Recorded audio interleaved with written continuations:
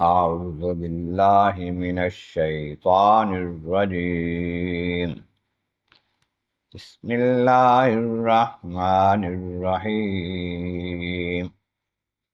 وكذلك بعثناهم ليتساءلوا بينهم قال قائل منهم كم لبثتم قالوا لبثنا يوما أو بعد يوم قالوا ربكم أعلم بما لبثتم فبعثوا أحدكم بورقكم هذه إلى المدينة فلينظر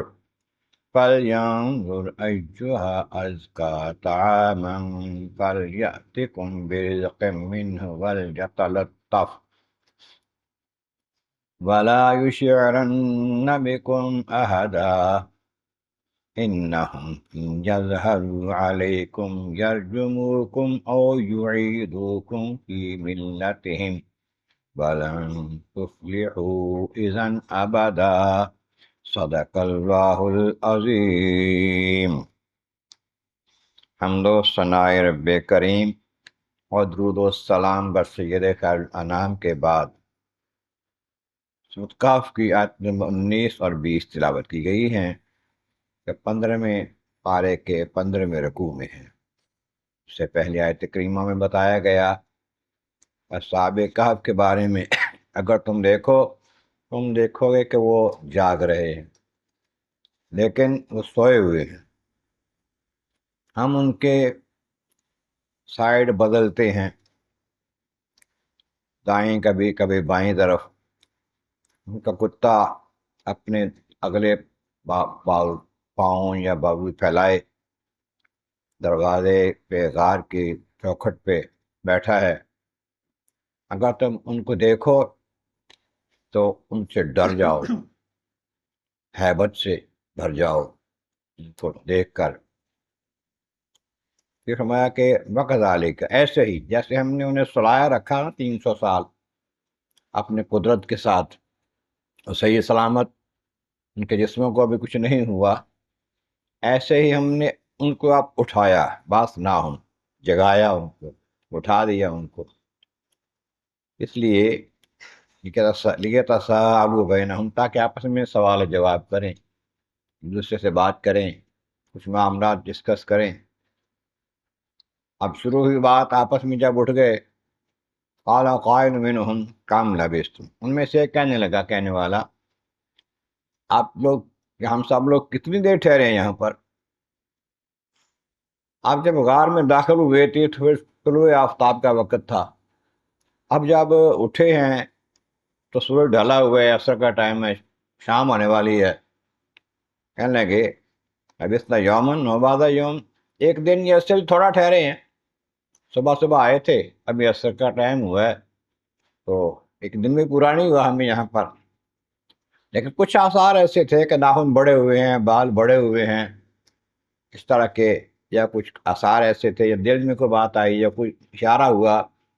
قالو، کہنے لگے یا بات یہ نہیں ہے، ربکم عالم بما لبثتم، ہمارا رب ہی جانتا ہے کہ کتنی دیر جہاں ٹھہرے ہیں، ہمارے واسطے نہیں یقین کر سکتے ہم کہ کتنی دیر ہم یہاں سوئے رہے ہیں۔ چلو اچھا، اب جب اٹھ گئے ہیں نا، تو سوئے ہوئے تھے تو کئی چیزیں ایسی ہیں جو ضرورت ہوتی ہے لیکن سوئے پتہ نہیں چلتا، اب اٹھ گئے ہیں تو اب بھوک نے ستایا، بھوک لگ گئی۔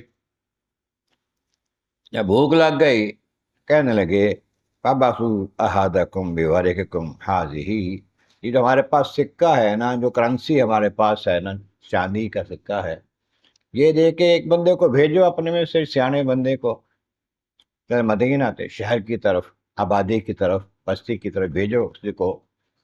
فَلْيَنظُرْ أَيُّهَا أَزْكَىٰ طَعَامًا، جا کے وہ دیکھے کہ کون سا کھانا ستھرا ہے، پاکیزہ ہے، حلال ہے، جو مناسب ہے وہ مل جائے۔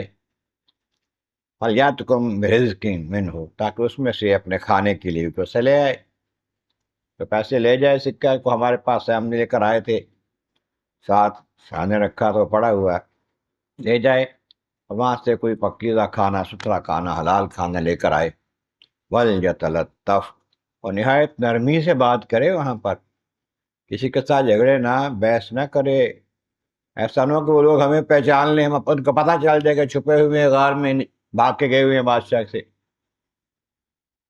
لا یشعرن بکم احدا، تو ان میں سے کوئی تمہیں نہ جان لے، تمہارے بارے میں اس کو پتہ نہ چل جائے، اطلاع نہ ہو جائے۔ کیوں؟ انہم ان یظہروا علیکم، وہ لوگ ایسے ہیں بت پرست، سخت دشمن دین کے، اسلام کے، اگر انہیں تمہارا پتہ چل گیا، تمہارے بارے میں وہ جان گئے، یرجموکم، وہ تمہیں اکٹھا کر کے چوک میں کھڑا کر کے پتھر مار مار کے مار دیں گے، رجم کریں گے تمہیں، سنسار کریں گے تمہیں۔ او یعیدوکم فی ملتہم، یا پھر تمہیں مجبور کر کے اپنے دین میں، بت پرستی میں لوٹا دیں گے، اپنے دین میں لے جائیں گے، بت پرستی میں تمہیں لے جائیں گے۔ اگر تم جان بچانے کی کوشش کرو گے تو جان اس طرح بچے گی پھر۔ اس واسطے بندہ جائے نہایت احسن طریقے سے، پیار سے، نرمی سے بات کرے، کسی کو پتہ نہ چلے کہ ہم چھپے ہوئے ہیں۔ اور اگر تم اپنی جان بچانے کے لیے دین کو چھوڑ گئے، ہمیں سنسار نہ کیا جائے، پتھر نہ مارے جائے، تو ہم دین کو چھوڑ دیتے ہیں، لن تفلحوا اذا ابدا، پھر کبھی تمہارا بھلا نہیں ہوگا، کہ کامیاب کبھی نہیں ہوگے، دو جہاں میں پھر ذلیل ہوگے، آخر میں جہنم میں جاؤ گے۔ بات کہہ کے بندے کو بھیجا، جاؤ جا کے بندے کھانا چانا لے آؤ۔ پھر کیا ہوا؟ اگلی آیتوں میں اس کا ذکر آئے گا۔ اللہ تبارک و تعالیٰ کی بارگاہ عالم عرض مولا کریم، محبوب کریم کا صدقہ، قرآن کریم کا فہم اور اعمال صالح نصیب فرما۔ وآخر دعوانا ان الحمد للہ رب العالمین۔